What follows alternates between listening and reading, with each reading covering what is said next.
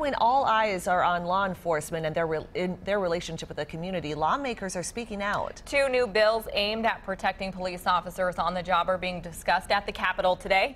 Mira McGuire joins us now live from St. Paul with more on what these proposals are all about. Good afternoon, Mary. Good afternoon, Allie. Well, two Republican legislators are behind these two bills, and they're both also former members of law enforcement. They say the recent police shootings in Minnesota have not prompted these bills. They've been in the works for a while. Now, one piece of legislation would increase the penalty for assaulting a police officer from a gross misdemeanor to a felony. That would include physical assault and throwing or transferring feces or bodily fluid onto an officer.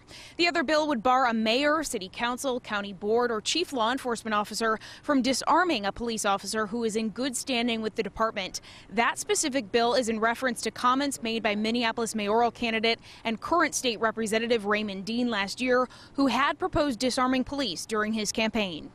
It's not only the police officer that has the weapon to protect themselves, but they've been charged with protecting the public.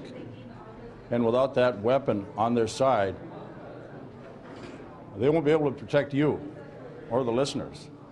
I can't believe that we're in this day and age talking about this. I can't hardly understand it. I guess where would the SRO officer be, or what would have happened in Maryland should that officer not have had a gun?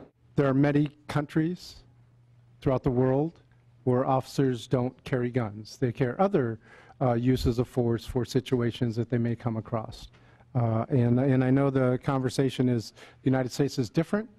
You know, there are over 330 million guns, which is more than the number of people that are, in our country.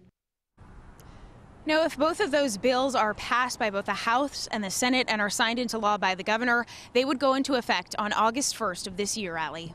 Mary McGuire live for us in St. Paul. Thank you.